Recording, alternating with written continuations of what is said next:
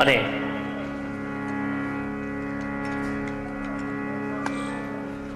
પિતા કહે છે પુત્રને કે તું મને શોધ.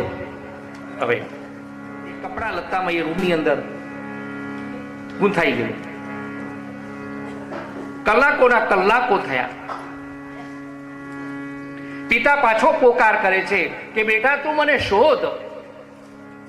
અને એકદમ યાદ આવ્યું, હું તો નીકળ્યો છું પિતાને શોધવા માટે. પાછો કપડા લત્તા મૂકી પિતાની શોધ કરવા નીકળ્યો. ત્યાં ત્રીજા ઓરડામાં ગયો તો ત્રીજા ઓરડામાં ખાવા પીવાનું અઢળક. પાછું ખાવા પીવામાં મચી પડ્યું. આ ખાધું ને આ મૂક્યું. પાણીપુરી ખાધી મૂકી, પાઉંભાજી ખાધી મૂકી, ચટણી પૂરી ખાધી મૂકી. આ ખાવા પીવામાં પાછો આ ઓરડામાં સત્તા નીકળ્યો છે પિતાને શોધવા માટે. પણ આ રૂમમાં પાછા ખાવા પીવામાં અટવાઈ ગયું. પિતા પાછા પોકાર કરે કે બેટા તું મને શોધ, હું ક્યાં સંતાયો છું, તું મને શોધ. પાછું યાદ આવ્યું કે પિતાને શોધવાના છે. પાછા એ રૂમમાંથી બહાર નીકળ્યો, પિતાને શોધે છે. આ કોઈ પિતા પુત્રની કથા નથી, આ કથા મારી તમારી છે. જગતનો પિતા એ પ્રભુ અને જીવ આ બંને જણા સંતા કુકડી રમે છે. એમાં પિતાને જગત પિતાની શોધ કરવા માટે જીવનો દાવ આવ્યો છે. પ્રભુની શોધ કરવાની છે, આનંદની શોધ કરવાની છે. પણ આ પ્રભુની શોધ કરવા નીકળ્યો છે ખરો, પણ એવો અટવાઈ જાય છે. એ ખાણીપીણીમાં અટવાય છે, પહેરવા ઓઢવામાં અટવાય છે.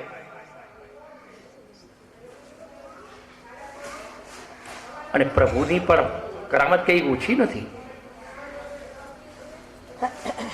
માને બાળક બહુ પજવતું હોય તો એ બાળકથી છૂટવા માં શું કરે? રમકડું લાવીને આપી દે. રમકડું લાવીને આપી દે. બાળક રમકડાને રમ્યા કરે, માને ભૂલી જાય.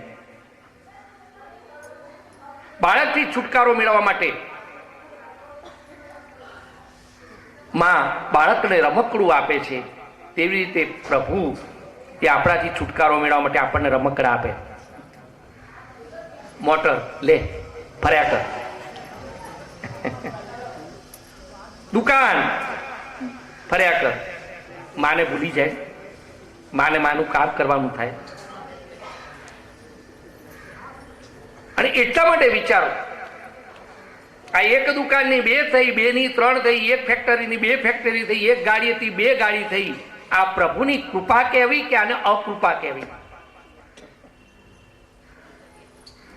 આને પ્રભુની કૃપા સમજવી કે અકૃપા સમજવી?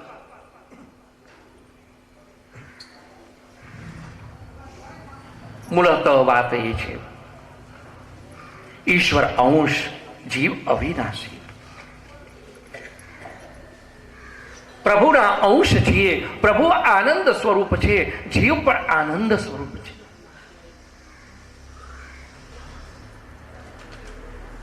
આપણા બધાનું મૂળ લક્ષ્ય, વૈષ્ણવનું મૂળ લક્ષ્ય આનંદ પ્રાપ્તિ કરવાનું હોવું જોઈએ, કે જે તિરોહિત બની ગયો.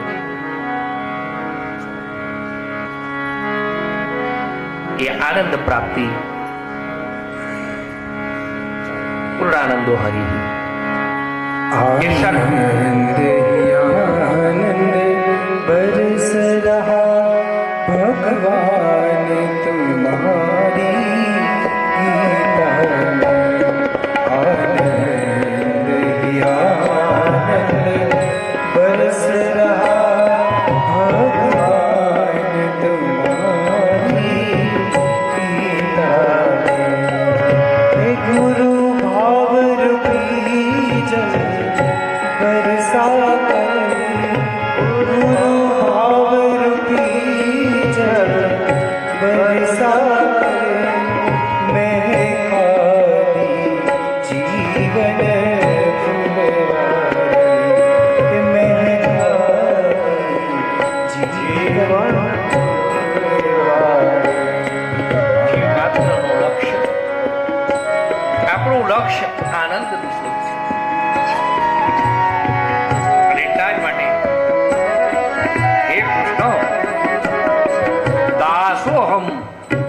તારો દાસ,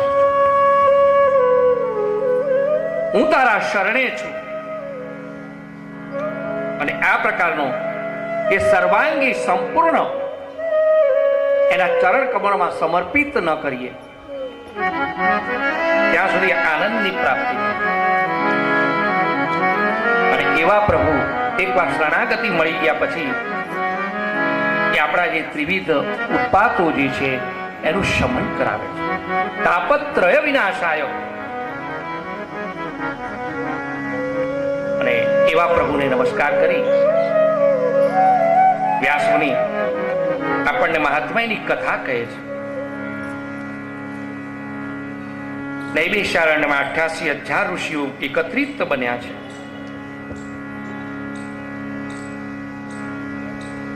ઊંચાસને સુતજી મહારાજ વિરાજમાન છે. શૌનકાદી 88,000 ઋષિ મુનિઓનું પ્રતિનિધિત્વ શૌનકજી કરે છે. શૌનકજી ઉભા થઈ 6 પ્રશ્ન પૂછ્યા છે કે મારા મનને રસાયણ રૂપે એવી મંગલમય કથા સંભળાવો. ભક્તિ જ્ઞાન વૈરાગ્ય પ્રાપ્ત થયેલો વિવેક કેવી રીતે વધે, માયામાંથી થતા મોહને વૈષ્ણવો કેવી રીતે દૂર કરી શકે, અને ઘોર કલિકાલમાં જીવો બધા આસુરી ભાવ બન્યા છે તેઓનું કલ્યાણ કેવી રીતે થાય, પરમ કલ્યાણકારી સાધન શું છે, પરમ પવિત્ર સાધન શું છે, અને પ્રભુ શ્રી કૃષ્ણને પ્રાપ્તિ માટેનું સાધન શું છે. આવા 6 પ્રશ્ન કર્યા છે. જીવો બધા આસુરી ભાવને પ્રાપ્ત થયા છે તો એમનું કલ્યાણ કેવી રીતે થાય. બધા જીવો અસુર બન્યા છે. આપણને એમ થાય કે માથે ક્યાં સિંગડા છે, દાંત ક્યાં લાંબા લાંબા છે, પણ માથે સિંગડા હોય અને દાંત લાંબા હોય એને જ અસુર કહેવાય એવું નથી. અસુર શું રમંતે સ અસુર. અસુર શું? અસુ પ્રાણ શક્તિ. કેવળ માત્ર પોતાના પ્રાણની પરવા જે કરતો હોય તે અસુ શું રમંતે અસુર. જ્યારે જોઈએ ત્યારે પોતાની જાતને સાચવવાની, જ્યારે જોઈએ ત્યારે મને જુઓ ને મારા રૂપને જુઓ, આ જે વૃત્તિ અસુસુરમંતે. કેવળ ને કેવળ માત્ર પોતાના પ્રાણની જ જે પરવા કરે છે. જગતમાં જન્મ કેવળ ને કેવળ શરીર સાચવવા જ મળ્યો હોય, આ પ્રકારની જે વૃત્તિ છે એનું નામ છે અસુસુરમંતે. અને એટલા જ માટે અસુર સિંગડા હોય, દાંત લાંબા હોય એવું નહીં, સૂટ બૂટમાં પણ હોઈ શકે. બધા જ આસુરી ભાવને પ્રાપ્ત થયા છે. અને વ્યાસપીઠને કહેવાનું પણ ઈચ્છા થાય કે કેમ ન કહેવાય અસુર. હું ને મારું તમારું જીવન અસુર થયું કેમ નથી? ક્યાંથી શરૂઆત કરવી આ કહેવાની? કેવા અસુર? નાવા ધોવાનું ભૂલ્યા છીએ. નાવા ધોવાનું ભૂલ્યા છીએ કે નહીં? મારી બહેનો હવે તો સ્નાન ક્યારે કરે છે? રસોઈ કર્યા પછી કરે છે. એ મારી ને તમારી જે સંસ્કૃતિ, આપણી જે વૈષ્ણવતા જે હતી કે સ્નાન કર્યા પહેલા તો રસોઈ ઘરમાં પ્રવેશ ન મળે, એ આજે બહેનો રસોઈ કર્યા પછી સ્નાન કરવા જાય છે. આવી મતી આવી ક્યાં? નથી લાગતું અસુસુ રમંતે? આજ અસુસુ રમંતે.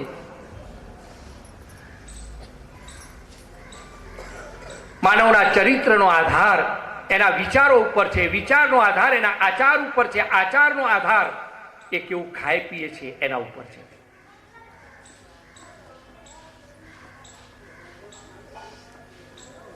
વ્યાસપીઠ ચાપકા ચાલુ કરે છે હસ્તી.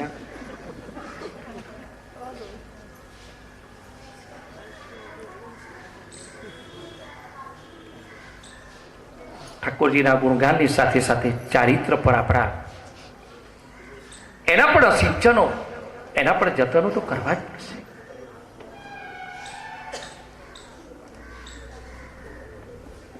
એઓનું કલ્યાણ કેવી રીતે થાય? ઠાકોરજી બધાનું કલ્યાણ કરે. પ્રત્યુત્તરના આપતા કહી રહ્યા છે કે આ જગતમાં પરમ કલ્યાણકારી કોઈ હોય, જગતમાં પાવનમાં પાવન જો કઈ હોય તો કહે છે ભક્તિને જો વધારનારું કોઈ હોય, ભગવાનને સંતોષ કરાવનારું કઈ સાધન કોઈ હોય તો શ્રીમદ ભાગવતમ શાસ્ત્રમ કલો કિરેણ ભાસિતમ. શ્રીમદ ભાગવત શાસ્ત્ર એવું છે કે કલિયુગમાં કિરેણ ભાસિતમ, કિરેણ શુક ભાસિતમ, પોપટ જે બોલ્યા છે, કોણ બોલ્યા છે? સુખદેવજી જે બોલ્યા છે તે શ્રીમદ ભાગવતજી આ કળિયુગની અંદર આ બધામાંથી મુક્ત કરાવનારું છે. કાલ વ્યાલ મુખ ક્રાસ ત્રાસ નિર્ણાવશે હેતવે.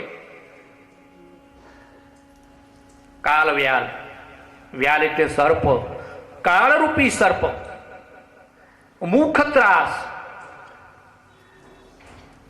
એના મુખનો જે ત્રાસ છે સર્પનો, એમાંથી જો કોઈ છોડાવનારું હોય તો શ્રીમદ ભાગવતજી છે. એમાંથી કાલ વ્યાલ મુખ ગ્રાસ, એ કાળરૂપી સર્પ જે કોળીઓ કરે છે, ખાય છે, એ વખતનો જે ત્રાસ છે એનામાંથી છોડાવે. કાળ સર્પથી નથી છોડાવતું, એ તો ભક્ષણ થવાનું જ છે. કાળો ભક્ષતી રક્ષત, એક દિવસ તો કાળનો કોળીઓ થવાનું જ છે.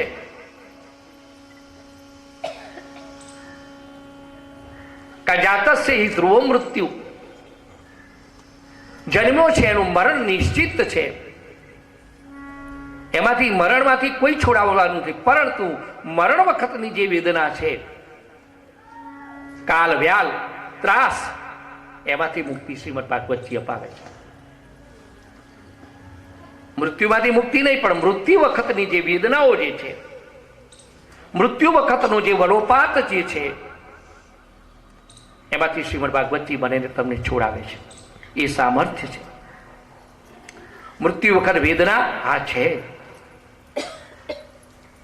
મૃત્યુ વખતની વેદના 1000 વીછી એક સાથે ડંખ દેતા હોય, અને જે આપણને વેદના થાય એટલી વેદના આ આત્માને શરીર છોડતા થાય છે. અને એટલા જ માટે મારી તમારી પાસે જ્યારે મોતની વાત આવે ત્યારે જે રૂવાડા અદ્ધર થઈ જાય છે, જે ડરીએ છીએ, જે ભય લાગે છે આપણને, એનું કારણ આ છે. પણ વિચારો એ થાય કે મર્યા તો નથી તો આ ભય કેમ? આ જન્મમાં તો મર્યા તો નથી, પણ છતાં કઈ પણ વાત આવે તો બાપ મરી જવાય. કેમ? આ ભય કેમ છે? કારણ કે મૃત્યુની ભયંકરતા એટલી છે કે આ જન્મમાં નથી મર્યા, પરંતુ ગયા જન્મમાં જે મર્યા છીએ તે એ ભયંકરતા હજી પણ મગજમાંથી ગઈ નથી. કેટલી ભયંકરતા હશે વિચાર. એ મૃત્યુની આ જન્મમાં તો મર્યા જ નથી, છતાં પણ મરણનો જે ભય છે એનું કારણ છે કે ગયા ભાવમાં જે મર્યા છીએ એ મર્યાની વેદના એટલી બધી અસહ્ય છે, એટલી બધી ઘેરી છે કે આજ પણ એ મૃત્યુનો ભય ગયો નથી.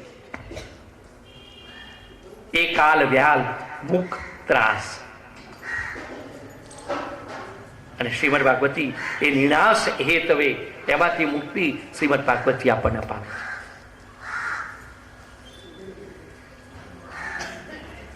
જન્માંતરે ભવેત પુણ્યમ તદ ભાગવતમ લભે. અનેક જન્મોના પુણ્ય સંચિત બને છે ત્યારે ભાગવતજી આપણને પ્રાપ્ત થાય છે.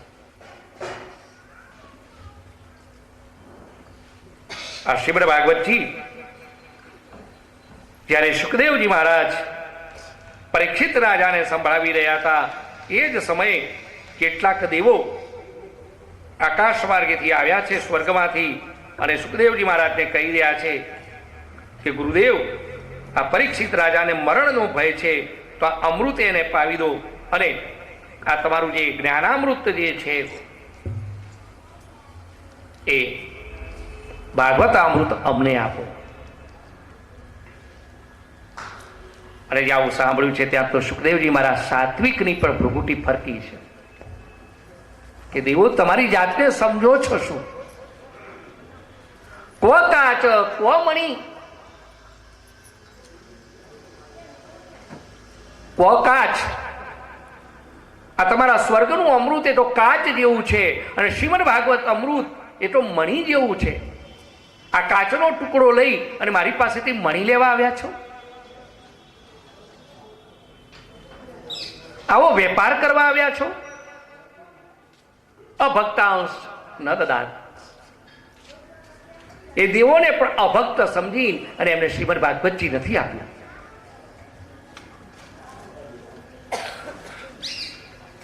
એક કથા તો એવી છે, સુખદેવજી મહારાજે પરીક્ષિતની પરીક્ષા લીધી છે કે બોલ રાજન, આ દેવો અમૃત લઈને આવ્યા છે અને એ દેવો એમ કહે છે કે આ અમૃત તું પી જા અને કથામૃત હું દેવોને આપું, તારી શું ઈચ્છા છે? પરીક્ષિત કહે છે કે ગુરુદેવ પહેલા એ બતાવો કે આ દેવો લઈને આવ્યા છે અમૃતથી શું થાય ને તમે જે મને કથામૃત કરી પાઈ રહ્યા છો એનાથી શું થાય? આ બંનેનું મહાત્મ્ય તો બતાવો. તો કહી રહ્યા છે કે દેવો જે અમૃત લઈને આવ્યા છે એનાથી તું અમર બની જઈશ, દીર્ઘજીવી બની જઈશ. અને તમે જે સંભળાવી રહ્યા છો એનાથી તો એનાથી તું દિવ્યજીવી બની જઈશ. ગુરુદેવ, મારે દીર્ઘ જીવન નથી જોઈતું, મારે દીર્ઘ જીવી નથી થવું, મારે તો દિવ્ય જીવી થવું છે. શું કરવાનું લાંબુ જીવન? કે લાંબા જીવનમાં કદાચ પોતાની જાત પણ કોક વાર કોસતી હોય. પરિવાર તો કોશે પણ ઘણી વાર તો એટલી હદે જઈએ છે કે આપણી જાત પણ આપણને નફરત કરવા લાગે. વિચાર, શું કરવાનું? એવા દીર્ઘ જીવનને કરવું છે શું? થોડુંક જીવીએ પરંતુ દિવ્ય જીવન જીવીએ. જીવનમાં દિવ્યતા આપવી જોઈએ.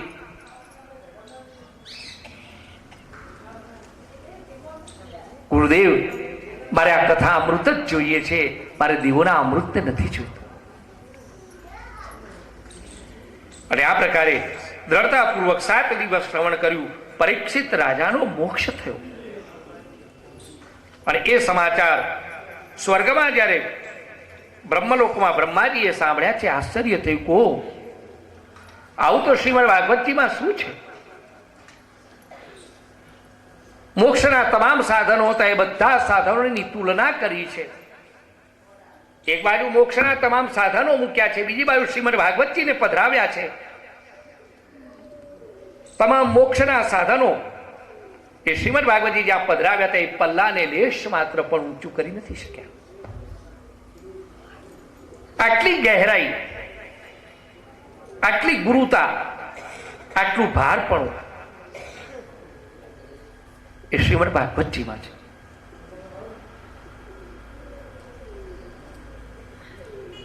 શૌનકજીને સુતજી મહારાજ કહી રહ્યા છે કે નારદજીએ એક વખત સપ્તાહ શ્રવણ કર્યું હતું સનત કુમારોની પાસે અને આ જ્યાં સાંભળ્યું ત્યાં શૌનકજીને આશ્ચર્ય થયું છે કે નારદજી, અને સપ્તાહ શ્રવણ તો પલંઠી મારીને બેસવું પડે સાંભળવા, એક જગ્યાએ બેસવું પડે.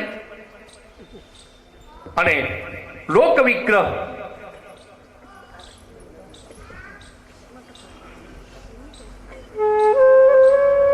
આ નારદ અસ્થિરસ્ય વિધિસ્ત્રવે કૃતઃ પિતિ સંયોગ કુત્રતે સહ. આ અસંભવ છે. નારદજી કોક એક જગ્યાએ 7 દિવસ બેસી રહે, અસંભવ. આ સંભવિત બન્યું કેવી રીતે? એક જગ્યાએ બેસી રહે તેને નારદ ન કહેવાય. અહીંથી સાંભળ્યું નથી કે બીજા ઘેર જઈને કહ્યું નથી.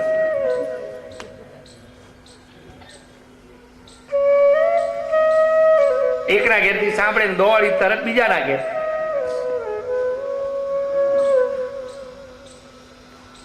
સોસાયટી, બેલ્લાપુર, સમાજમાં આ વાતની આગી પાછી કરતું હોય એને કહી દઈએ કે આ નારદ. વિચારજો, નારદજી એવું કોઈ ક્ષુડક પાત્ર નથી. એ વાતની આગી પાછી કરનારું પાત્ર નથી. નારદ તો એ દિવ્ય તત્વ છે. નારદજી તો એ પ્રેમ તત્વ છે કે જગતની કોઈ પણ વિપત્તિ હોય એ વિશ્વેશ્વરને જઈને કહેવાની, વિશ્વેશ્વરનો જે આદેશ હોય એના માટે એ વિશ્વને કહેવાનું. નારદ દદાતી, વિશ્વપતિને વિશ્વની વેદનાઓનો ત્યારે જ ખ્યાલ આવે છે જ્યારે નારદજી જઈને કહે. એ વિશ્વનો જે સંદેશ છે એ સંદેશ લઈ અને વિશ્વપતિ પાસે પહોંચે એનું નામ છે નારદ છે. અને વિશ્વપતિનો જે આદેશ એ લઈને વિશ્વ પાસે આવવાનું, આ સંદેશ લઈ જવો, આદેશ લાવો, આ સંદેશને આદેશનું આદાન પ્રદાન કરનારી પવિત્ર મધ્યસ્થ શૃંખલા, એનું નામ છે ભગવાન નારદ. ભગવાનનો અવતાર છે ભાઈ.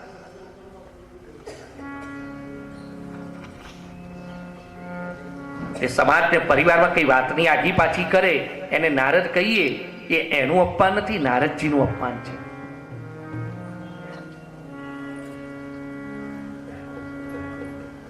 અને આ નારદજી, નારમ દદાતી,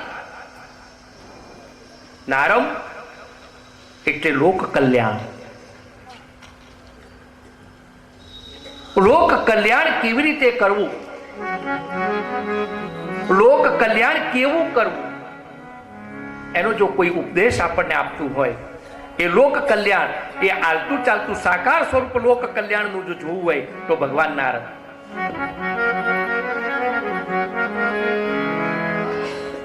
નારદ દદાતી ઇતિ નારદ.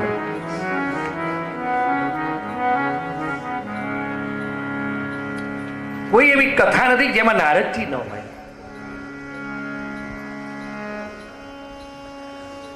ભોજન ગમે એટલું સારું થયું હોય, મરી મસાલા નાખીને ભોજન બનાવ્યું હોય, ભોજન પીસાવાનું પણ ચાલુ, થાળીઓ પીસાઈ જાય, ભોજન અંદર પીસાઈ ગયું. અને ઘરમાં જો વાસ્તવિક જગતમાં જયારે ભોજન જમવાનું આવે ને ત્યારે દીકરી હોય ને પહેલું મોઢામાં મૂકે. આમ રહેવાય નહીં, પીરસવાનું તો આમ હરતું રહે, ત્યાં તો સીધું લઈને મોઢામાં. અને જ્યાં મોઢામાં મૂક્યું ત્યાં તો ઓ મમ્મી, કેમ? અરે મમ્મી આમાં મીઠું જ નથી. ઓ અરે મેં કેટલાય ભારે ભારે મસાલા બધા નાખ્યા છે, કેટલા મોઘા તજ, લવિંગ, એલાયચી ઇત્યાદિ તમામ પધરાવ્યું છે આમાં, કેટલા તેજાના મોઘા નાખ્યા છે, પણ મમ્મી મીઠું નથી. વિચાર કરજો, આ મીઠા વગરની રસોઈ ગમે એટલા મોઘા તેજાના હોય પણ જેમ મીઠા વગરની રસોઈ એ ભાવે નહીં, તેવી રીતે કોઈ પણ કથા લો, ભગવાન જ્યાં નારદ ન હોય એની અંદર એ કથાની કોઈ મજા નહીં. એ કથા રોચકતા ત્યારે જ આવે છે, એ પ્રભુ પ્રત્યેનો પ્રેમ ત્યારે જ ઉભરાય છે કે જ્યારે નારદજી એમાં રોચકતા લાગે. અને એ જ આશ્ચર્ય થયું કે નારદજી કેવી રીતે બેઠા. ત્યારે કહે છે કથા કે એક દિવસ બદ્રિકાશ્રમમાં નારદજી પહોંચ્યા છે. ત્યાં 4 ઋષિઓ, સનક, સનંદન, સનાતન અને સનત કુમારો, 4 અમલ ઋષિઓ છે, એની પાસે નારદજી ગયા છે. દીનમુખ જોયા છે નારદજીને. અને 4 સનત કુમારો કહી રહ્યા છે કે નારદ મુનિ, કથમ બ્રહ્મ દીનમુખ ઉતઃ ચિંતાંતરો ભવાન. તમારું આજે મુખ દીન કેમ છે? આજે તમે ઉદાસ કેમ છો? તમે તો હરિના દાસ, હરિનો દાસ ક્યારે પણ ઉદાસ ના હોય. હરિનો દાસ ઉદાસ બને તો એનો અર્થ એ છે કે એને હરિ ઉપરથી ભરોસો જ્યારે ફૂટી જાય ત્યારે ઉદાસ બને. આજે તમારો ભરોસો ફૂટી ગયો છે, આજ ઉદાસ કેમ છો? પછી તો બધી કથા કહે છે કે ઉદાસીનતા મારી નથી, અહમ તો પૃથ્વીયામ યાતો, હું પૃથ્વી ઉપર ગયો. પણ પૃથ્વી ઉપર જઈને જોયું છે, દરેક તીર્થ ક્ષેત્રમાં ફર્યો, પણ ના પશ્ય પુત્ર ચિદ શર્મ મન સંતોષકારકમ. શ્રીરંગમમાં ગયો છું, હરિક્ષેત્રમાં ગયો, કુરુક્ષેત્રમાં ગયો, બધા તીર્થમાં બ્રહ્માંડ થયો, પરંતુ કોઈ જગ્યાએ પુત્ર ચિદ શર્મ ચિરકાલીય શાંતિ નથી. કોઈ જગ્યાએ સત્યમ નાસ્તિ તપ શૌચમ દયા દાન ન વિદ્યતે. કોઈ તપશ્ચર્યા નથી કરતું, કોઈ સત્યનું આચરણ કરતું નથી. કારણ કલિનામ અધર્મ મિત્રેણ ધરેત બાધિદાનુના અધુના. કલિનામ અધર્મ મિત્રેણ, કળિયુગનો મિત્ર અધર્મ જે છે એના કારણે, આ કળિયુગના પ્રભાવના કારણે આ કોઈ સત્યનું આચરણ કરતું નથી, કોઈની પાસે શાંતિ નથી. અને અનેક કળિયુગના લક્ષણો જોતા જોતા નારદજી ફરે છે. મંદાસુ મંદમતયો મદભાગ્ય, બધા મંદમતી બન્યા છે, મંદ ભાગ્યના બન્યા છે. પાખંડિતા નિરતા સંતો વિરક્તા સપરિગ્રહ, સંતો પાખંડી બન્યા છે, વિરક્તો સપરિગ્રહી બન્યા છે. ઉદરમ ભરીણો જીવાહા, મનુષ્ય પુરુષાર્થ ભૂલ્યો છે. એને પુરુષાર્થમાં ધર્મ અર્થ કામ અને મોક્ષ ચારની પ્રાપ્તિ કરવાની છે. એની જગ્યાએ જો પુરુષાર્થ કોઈ રહ્યો હોય તો એક જ માત્ર રહ્યો છે, કયો? ઉદમ ભરીણો જીવાહા, કેવળ માત્ર પેટનું પોષણ.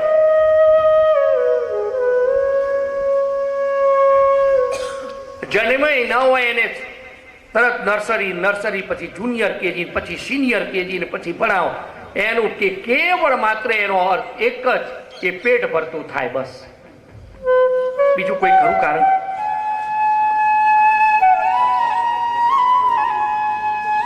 કેટલી જીવિષાઓ છે.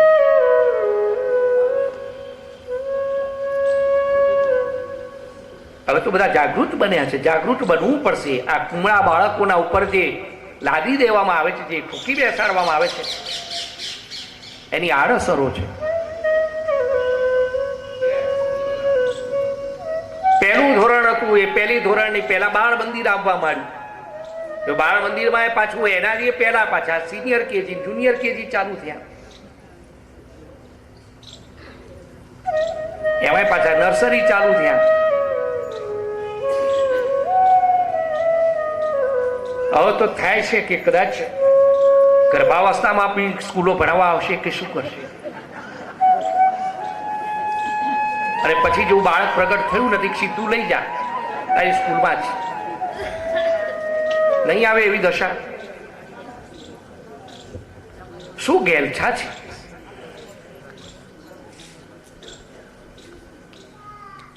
આનું મૂળ કારણ એક જ છે, બસ ઉદર ભરીણો હો. એ બાળકને પરિવારના સંસ્કાર, એ બાળકને સંસ્કૃતિના સંસ્કાર, એ બાળકને આપણા કોઈ સંપ્રદાયના સંસ્કારો નહીં, બસ એને સીધો જ સ્કૂલમાં. એ ઘેર રહે તો એ દાદીમાં સેવા કરતા હોય તો જોઈ જાય ને. એ ઘરમાં નાનકડું બાળક રમતું હોય અને ઘરની સંસ્કૃતિને જુએ તો એનામાં કંઈક ઉતરે ને. આ સવારમાં ઉઠ્યું ન ઉઠ્યું સીધું એને રિક્ષામાં ભરાઈને મોકલી દેવાનું.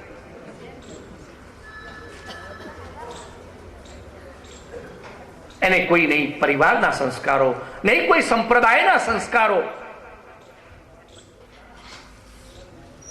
આ ઉદરમ ભરીણો જીવા, કેવળ ને કેવળ માત્ર એ પેટ ભરતો થાય, એ ભણે, સારું ભણે, સારી નોકરી, સારું કમાય, સારું રહે, બસ વાત જીવન પૂરું. બીજું જીવનમાં કંઈ કરવાનું જ નથી ને. બડે ભાગ માનુષ તનુ પાવા, કેટલા ભાગ્યથી આ માનવ શરીર મળ્યું છે. અને શરીરનો જે સાચો ઉપયોગ છે એ નથી કરવા દેવું. આ હું ને તમે આ જુનિયર ને સિનિયર કેજી ના નથી ભણ્યા તો એમાં શું છે? ખોટ છે કાંઈ? તો એ બધા નહીં ભણે તો શું ખોટ થઈ જશે?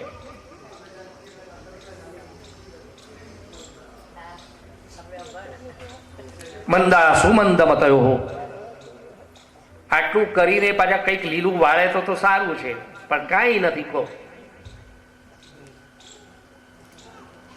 3 કે 4 ચોપડીનો ભણેલો આ પાટણનો વેપારી, લાંબા ચોપડા આવતા, ઉપર લાંબુ હોય નીચે લાંબુ હોય, અને નીચે સરવાળો આમ આમ આમ આમ આમ કરતા આમ મારતા હતા. સોની સાહેબ બરાબર? અરે અત્યારે 2 રકમ આપવો જ હોય. આમ દુકાનમાં ખાલી એને બે ની કરવા, આમ 2 ના સરવાળા કરવા હોય તો આમ આમ આમ કરે છે. કહો મંદ બતાયો હો. એ તો કેટલું લાંબુ, ઉપર લાંબુ હોય નીચે લાંબુ હોય, અને એનો સરવાળો આમ આમ આમ ટપકા કરતો કરતા આમ કરતો સીધો કરી દે. માં ગયો ને જુનિયર માં ગયો ને સિનિયર માં ગયો ને આ ગામ નાનું પડ્યું બહાર ભણવા મોકલ્યો. અંતે શું? અંતે ઠેર નો ઠેર. એના કરતા એ સીવડાયેલી જોડીમાં સ્લેટ નાખીને પેન નાખીને આમ કરીને ખાખી ચડ્ડી પહેરી જતા હતા. શું ખોટું હતું? કહો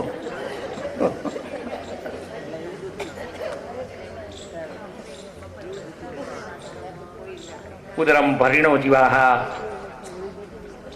કળિયુગના લક્ષણો બતાવ્યા છે. આ બધા કળિયુગના લક્ષણ છે. તરુણી પ્રભુતા ગેહે શ્યાલકો બુદ્ધિદાયકા. બોલો, તરુણી પ્રભુતા ગેહે. ઘેરે ઘેર સ્ત્રીઓનું રાજ્ય છે તો હોય જ નહીં.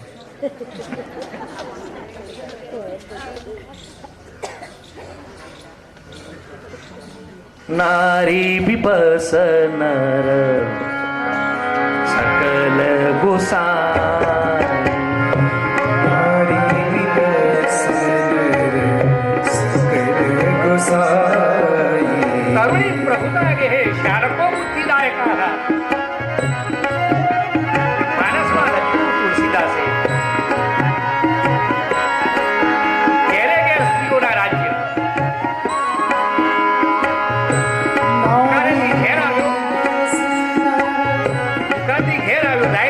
લાઈટ કોને કરી? અને ત્યાં રસોડામાંથી અવાજ આવ્યો, મેં કરી. કે આ જરૂર છે ને? કેટલું અંધારું પડે છે.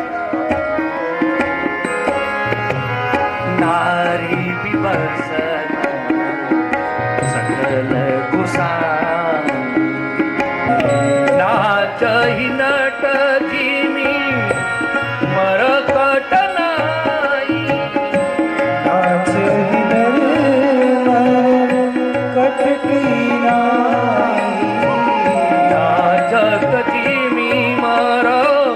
કટક નાઈ. આ તરુણી પ્રભુતા ગે નારી વિવાસ સકલા ગોસાઈ. નારી વિવાસ સકલા ગોસાઈ. નાચહી નટ જીવી મરકટ નાઈ.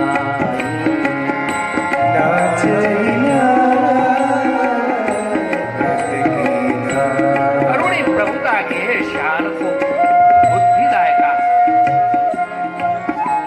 જે રીતે નારી નચાવે એમ આજનો નર એ કળિયુગના પ્રભાવના કારણે આજે નાચી રહ્યો.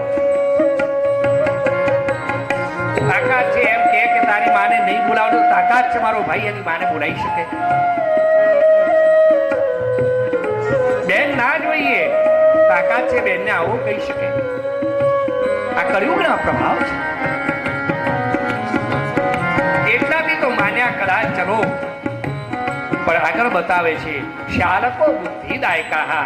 માનો જણ્યો ભાઈ એ પાસે ઊભો હોય પણ ભાઈની સલાહ નથી લેતો, શાળાની સલાહ લે છે. પ્રસંગ હોય. આ કળિયુગનું લક્ષણ. મહાજણ્યો ભાઈ પ્રસંગ આવે ત્યારે કુટુંબના માણસોની સલાહ લેવી જોઈએ. પોતાના કુટુંબના, પોતાના કુળમાં શું પદ્ધતિ છે, કુળમાં શું રિવાજ છે, એ પદ્ધતિ કોને ખબર હોય? કુટુંબના ભાઈને ખબર હોય, માના ગણ્યા ભાઈને ખબર હોય કે આપણા કુળમાં શું રિવાજ છે, આપણે આ દીકરીનું લગ્ન કરવું છે, શું આપણી પદ્ધતિ છે. એની જગ્યાએ સલાહ કોની? શાલકો બુદ્ધિ લાયકા, શાળાની સલાહ લેવાય. આ કળિયુગનું રક્ષણ. શાળા પણ સ્વજન છે. પ્રસંગમાં એમને પણ આવકાર આપવો જ જોઈએ, પરંતુ જ્યાં જે શોભે તે શોભે.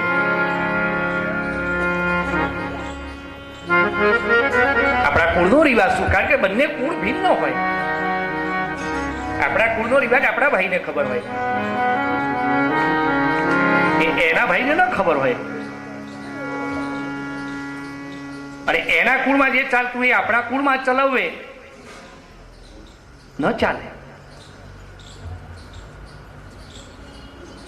બતાવે છે તરુણી પ્રભુતા કે હે શાલકો બુદ્ધિદાયક, આવા અનેક વિચિત્ર વિપરીત કળિયુગના લક્ષણો નારદજી કહે છે કે હું જોતો જોતો ગયો છું. ક્યાં?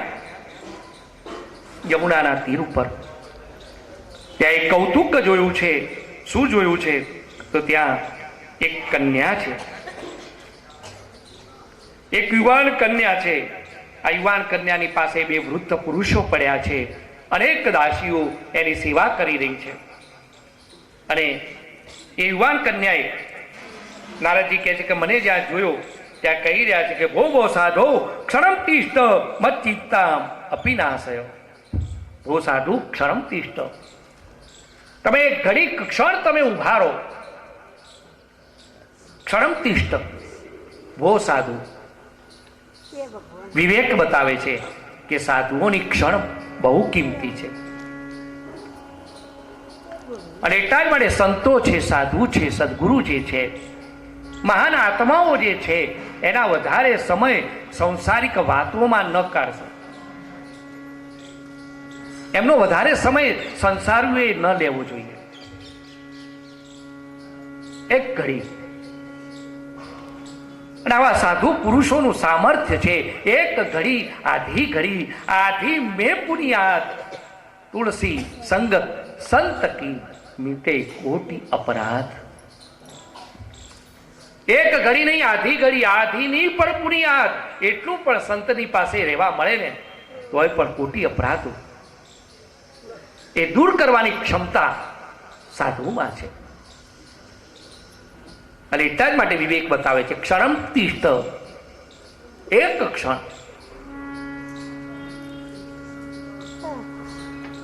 સાધુની ક્ષણ અને અનાજની કણ જગતમાં બે દુર્લભ છે, અમૂલ્ય છે. મોઘામાં મોઘું જો જગતમાં કોઈ હોય તો આ બે મોઘું છે. સાધુની ક્ષણ મોઘી છે, અનાજની કણ મોઘી છે. પણ આજકાલ જોઈએ છીએ મને ને તમને એ અનાજના કણની કોઈ પડી નથી, એની કોઈ કિંમત નથી મારી તમારી પાસે. જમણવારોમાં જઈ અને શું વાત કરીએ, 500 રૂપિયાની ડીશો, અને એને ફેશનમાં હા 2-4 હતી કે લઈ.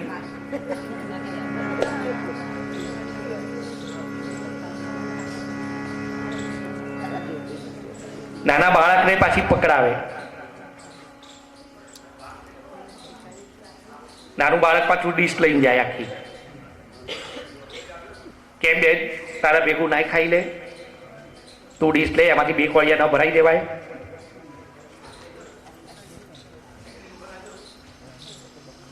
અનાજની કણ બહુ કિંમતી છે. અને હવે તો આ સિમેન્ટ કોન્ક્રીટમાં બધું જે બધે ચારેકોર વધ્યું છે,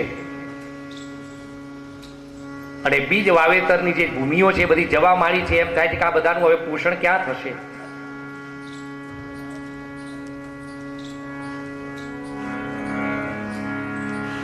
એ મોઘા જમણવારોમાં જઈ અને જે ડીશો વેડફીએ છીએ, ફેંકી દઈએ છીએ.